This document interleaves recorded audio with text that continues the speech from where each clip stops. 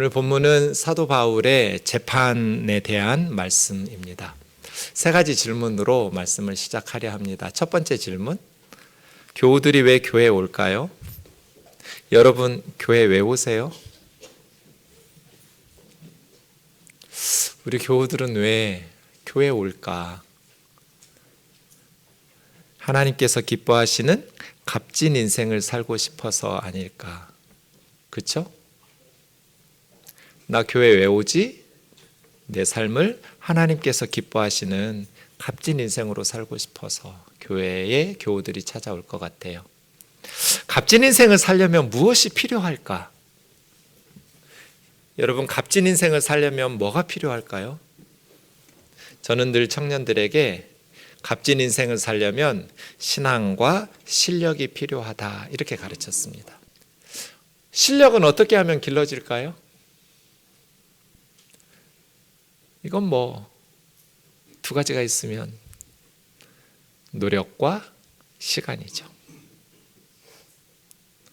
노력 조금 했다고 해서 실력이 붙진 않아요. 시간만 보낸다고 해서 실력이 붙지도 않아요.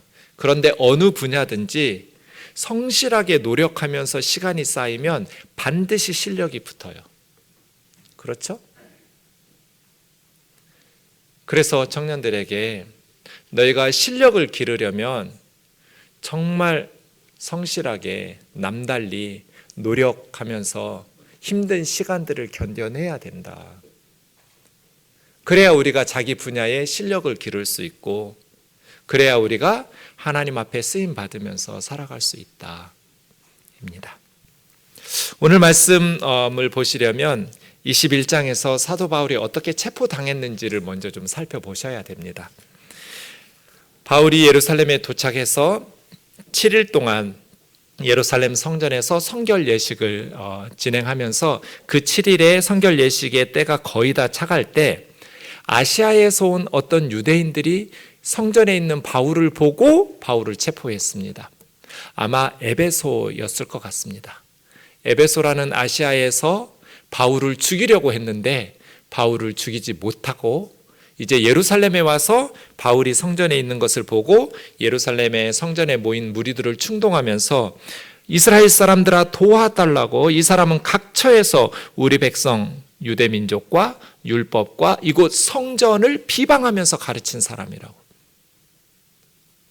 그래서 바울을 이렇게 체포하게 되는데, 지금도 헬라인을 데리고 성전에 들어가서 이 거룩한 성전을 더럽혔다. 이게 무슨 말이냐면 29절에 있는 것처럼 에베소 사람 드로비모라는 사람, 바울이 예루살렘에 올 때 몇몇 지체들과 함께 왔거든요. 그 중에 에베소 사람 드로비모가 있는데, 이 아시아에서 에베소에서 온 사람들이 드로비모를 바울과 함께 시내에 있는 모습을 보았어요. 당연히 그럴 수 있죠. 드로비모가 바울의 동료였으니까 시내에서 바울과 드로비모가 함께 있는 걸 보았는데, 바울이 그 드로비모를 성전에 데리고 들어간 줄로 생각함이라. 이거 말도 안 되는 비약이죠. 시내에서 드로비모와 바울이 함께 지내는 건 아무 문제가 없어요. 근데 바울이 드로비모와 시내에서 있었다는 것이 바울이 그 드로비모를 데리고 예루살렘 성전에 들어와서 헬라인을 성전에 데리고 와서 이 성전을 더럽혔다라는 것으로 인과관계가 성립되지는 않거든요. 왜냐하면 예루살렘 성전에는 이방인의 뜰이 있어요. 드로비모는 이방인이니까 이방인의 뜰까지만 입장할 수 있어요. 그 이방인의 뜰에서 안뜰로 들어올 때 약 1.4m 높이의 벽이 있어요. 담이 쳐져 있어요. 거기에 라틴어와 헬라어로 경고 문구가 써 있어요. 이방인들은 이 안으로 들어오면 안 된다. 이방인들이 이 안으로 들어와서 성전을 더럽힐 경우 우리가 잡아서 죽여도 그 죽음은 그 사람 책임이다. 우리 잘못이 아니다. 죽이겠다는 뜻이에요. 이러한 방식으로 바울을 이제 이스라엘 사람들을 선동하면서 몰려들어서 성전 밖으로 끌어내서 엄청난 폭행을 가합니다. 아마 천부장 루시아가 조금만 늦었어도 바울은 맞아 죽었을 것 같아요. 얼마나 분노했는지 바울에게 엄청난 폭력을 가했고 바울이 자기 발로 걷지를 못하고 양쪽에서 군인들이 부축해 주어서 들려서 갔거든요. 심각한 폭행을 당하고 이제 가이사라로 호송되어서 오늘 본문 1절에 닷새 후에는 예루살렘에서 가이사라로 온 지 총독부가 있는 가이사라로 온 지 닷새째 재판이 벌어졌다는 뜻입니다. 대제사장 아나니아와 장로들이 한 변호사 더둘로를 함께 데리고 와서 총독 앞에서 바울을 고발합니다. 대제사장은 사내들인 공회의 의장이고요. 71명으로 구성된 사내들인 공회는 유대 최고의 의결기구입니다. 이 사람들도 법률 전문가예요. 늘 재판하는 사람들이에요. 사내들인 공회는. 그리고 이스라엘의 최고의 권력자들이에요. 대제사장과 장로들이. 그럼에도 불구하고 더둘로라는 변호사를 선임한 것은 이제 로마 총독 앞에서 재판을 해야 되니까 로마 법에도 능숙한 사람이어야 돼서 아마 더둘로는 셋째 아들인 것 같아요. 이름 뜻 더둘로가 더디오라고도 해서 셋째란 뜻이거든요. 어쨌든 이 더둘로가 원픽이에요. 사내들인 공회 그리고 이스라엘에서 최고의 권력을 가지고 법률적인 전문가들이 선택한 유일한 사람. 유대법에도 능숙하지만 로마법에 능숙한 아주 유능한 실력 있는 국제 변호사일 거예요. 그런 더둘로라는 사람을 이제 바울 앞에 총독 앞에서 고발하게 합니다. 더둘로는 정말 실력 있는 유대 지도자들이 한 사람 딱 뽑을 때 더둘로 이렇게 뽑을 만큼 널리 알려진 국제 변호사라고 할 수 있습니다. 그런데 이 더둘로가 값진 인생을 살았을까?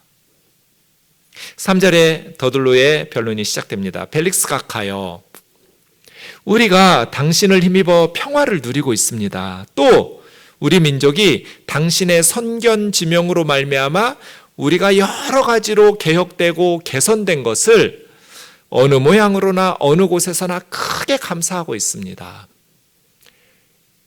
말 잘하는 변호사 더둘로는 벨릭스 총독, 벨릭스는 행복이란 뜻이에요. 행복 총독 앞에서 듣기 좋은 칭찬부터 시작하죠. 칭찬의 내용이 두 가지인데요. 하나는 당신을 힘입어 평화를 누리고 있습니다. 그래서 늘 항상 크게 감사하고 있습니다. 두 번째는 당신의 선견지명 때문에 우리나라가 많이 발전하고 개선되었습니다. 그래서 어느 모양으로나 어느 곳에서나 우리는 항상 당신에게 감사하며 살고 있습니다. 더 당신에게 찬양하고 높여야 될 것들이 많이 있지만 더 괴롭게 아니하려고 대강 여기까지만 하겠습니다. 완벽한 사탕발림이에요.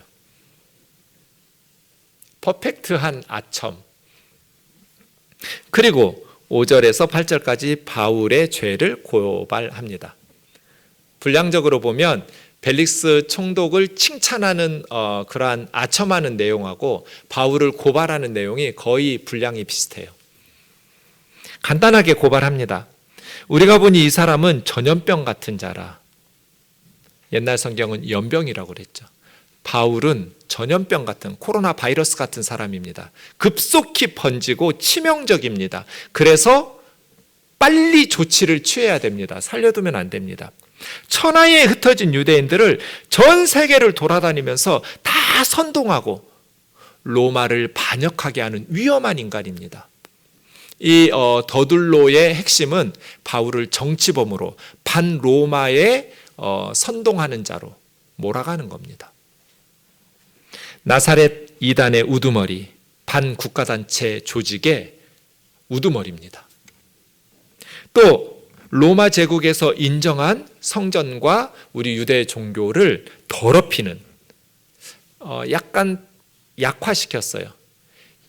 더럽히려고 했기 때문에 하려 함으로 잡았습니다. 이렇게 혀서가 아니라 더럽히려는 의도가 보여서 체포했습니다.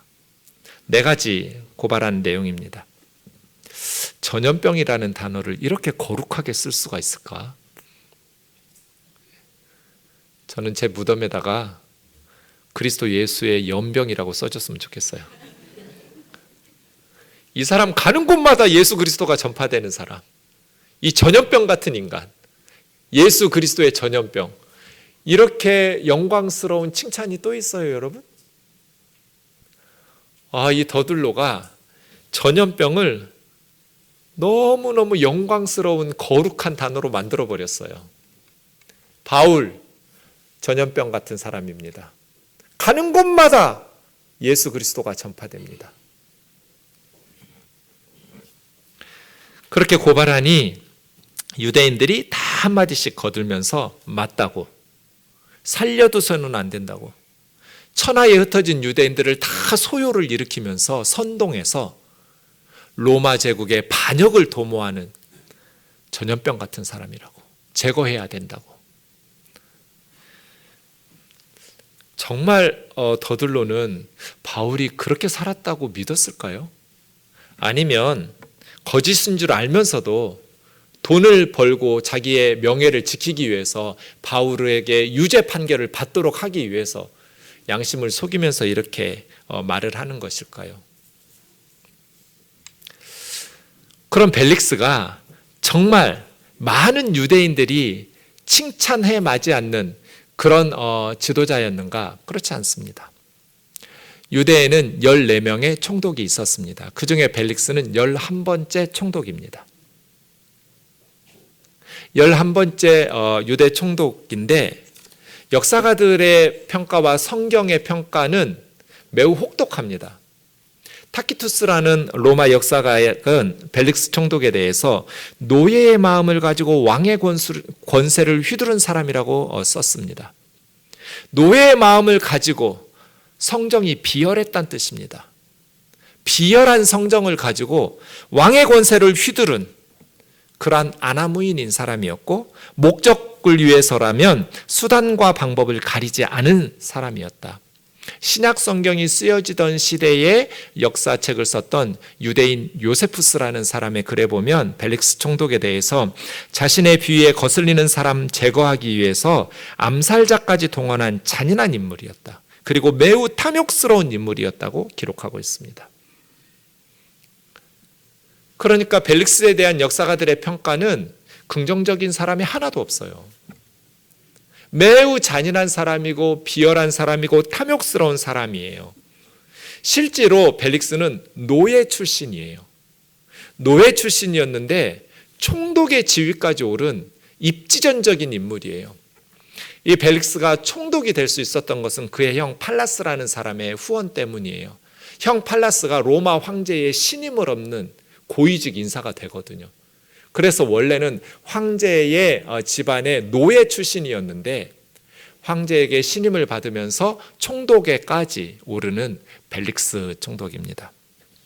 그런데 아주 비열한 사람이고 잔인한 사람이고 로마에 조금이라도 반역을 도모하는 그런 낌새가 보이면 매우 잔인하게 학살했던, 수백 명씩 유대인들을 죽였던 그러한 사건들이 여러 차례 있었습니다. 그런데 유대인들이 벨릭스 총독에 대해서 당신으로 인한 평화, 그리고 당신의 성견 지명 때문에 우리 민족이 여러 모양 여러 면에서 개선되어서 항상 어느 곳에서나 감사한다고요? 이건 말도 안 되는 아부예요. 값진 인생을 살려면 우리는 신앙과 실력이 필요하다고 살펴보았습니다. 이 더들로라는 사람, 탁월한 실력을 가지고 있는 국제 변호사입니다. 이 실력은 저절로 길러지는 거 아니겠죠? 다른 친구들 놀 때 놀지 않고, 잠잘 때 잠자는 시간을 아끼고 줄여가고 절약하면서 실력을 길렀을 거예요. 탁월한 실력을 길렀어요. 그런데 이 더들로 그 하나님 주신, 그리고 자기가 그렇게 노력해서 길렀던 실력을 악한 일에 사용해요. 왜요? 참된 신앙이 없었기 때문이죠. 우리가 사는 세상은 어때요, 여러분? 더들로들이 너무 많아요. 탁월한 실력은 갖췄는데 그래서 고위직에 올랐는데 돈만 주면 뭐든지 하는 사람들, 돈을 위해서 양심을 팔아먹는 사람들, 그리스도인들은 어때요? 왜 하나님께서 사도행전 24장을 기록해서 우리에게 가르쳐 주실까요? 너희는 절대로 더둘로처럼 살지 마라. 너희는 절대로 벨릭스나 드루실라처럼 살지 마라. 그러라고 이 말씀 우리에게 주신 거잖아요. 그리스도인들이 말씀을 배우면서도 왜 청문회를 해보면 예수 믿는 실력을 갖춘 리더들이 믿지 않는 사람들에게 손가락질을 받을까요? 실력은 갖추었는데 참된 바른 신앙은 갖추지 못하면 고위직에 올라서 부귀영화는 누릴 수 있지만 하나님께서 기뻐하시는 값진 인생은 살 수 없어요.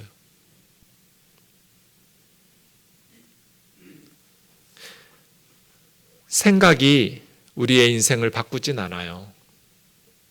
말씀 듣고 바른 생각을 가진다고 해서 하나님 기뻐하시는 값진 인생을 사는 건 아니에요. 아는 거하고 행하는 건 달라요. 우리의 삶을 결정짓는 건 생각이 아니라 습관이에요. 아이들이 시험 문제 잘 풀어서 바른 생각을 가지고 정답을 맞춘다고 해서 아이들이 그렇게 사는 건 아니에요. 아는 것과 행하는 건 달라요.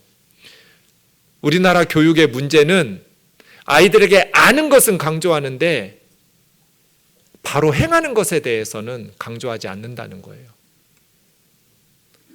아이들의 인생을 결정짓는 건 습관이지 생각이 아니에요.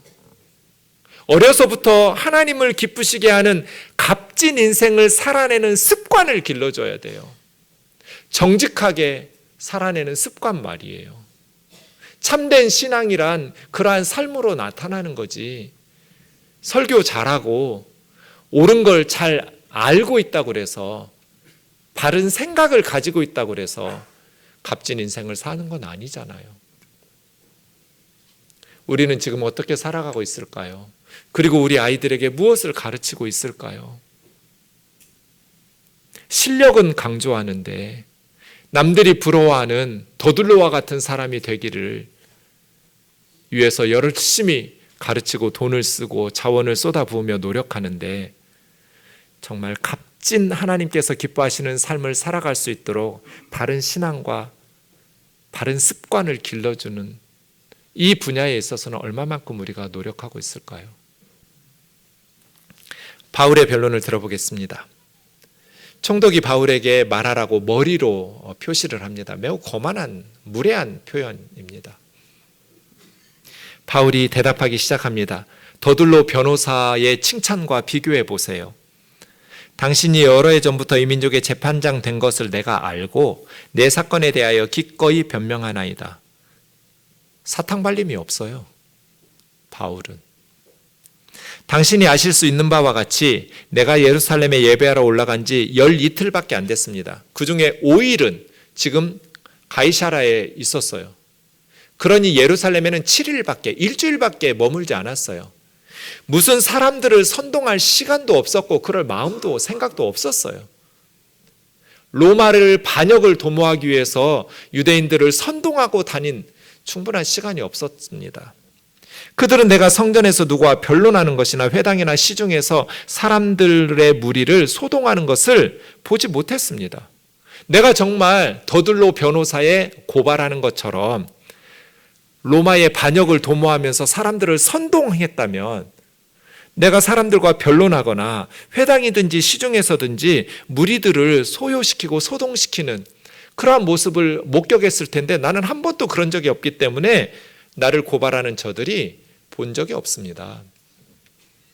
반로마 제국을 위해서 선동을 도모한 반역자가 아닙니다. 나는 그럴 시간도 없었거니와 그럴 마음도 없어서 그런 행동을 취한 적이 없습니다. 나를 고발하는 모든 일에 대하여 그들이 능히 당신 앞에서 내세울 것이 없습니다. 정말 내가 그런 선동을 하고 다녔다면 증거를 댔겠죠. 누구도 데려오지 못했고 어떤 증거도 제시하지 못했어요.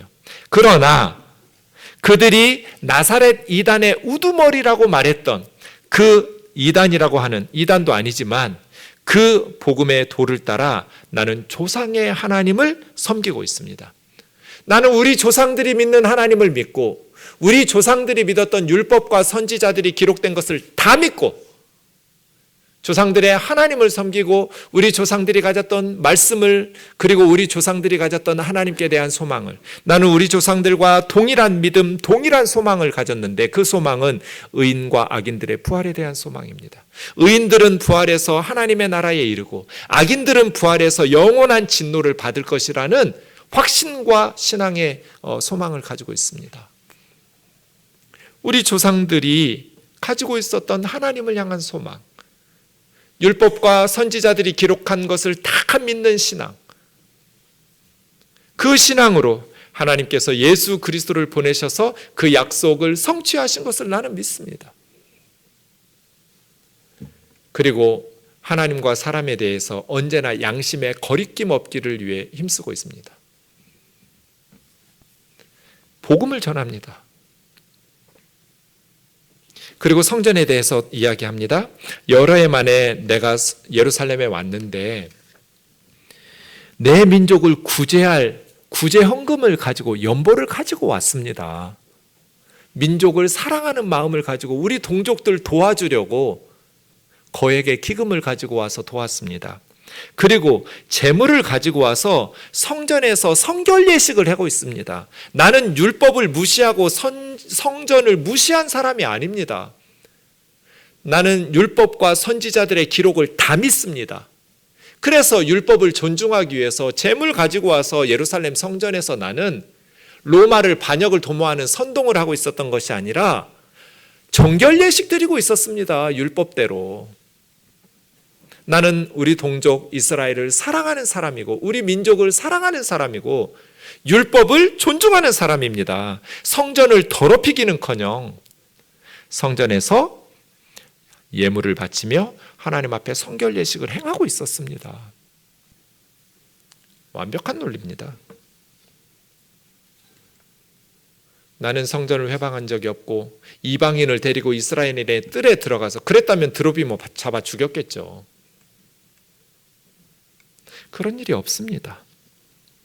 오직 내가 그들 가운데 서서 죽은 자의 부활에 대하여 외쳤습니다.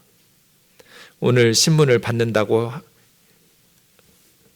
체포되어 갈 때 산헤드린 공회와 성전 앞에서 그렇게 바울이 외쳤거든요. 그랬더니 그 공회의 바리새인들과 사두개파가 서로 의견 충돌이 일어나가지고 다툼이 있었습니다. 벨릭스는 이 도에 대해서 잘 알고 있습니다. 6년씩이나 총독의 지위에 있었고 자기 아내가 유대 여자 드루실라이기 때문에 기독교에 대해서 너무나 잘 알고 있는 사람이죠. 그러니 재판을 연기하면서 천부장이 오면 다시 재판 열겠다고 말은 하지만 말씀드린 것처럼 2년 동안 제대로 된 재판을 열지를 않습니다. 무죄라는 것을 확신했습니다.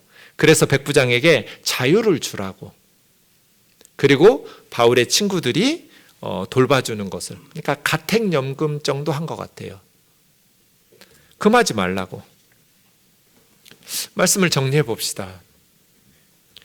벨릭스 총독과 드루실라, 그리고 더둘로, 그리고 바울의 모습이 나옵니다.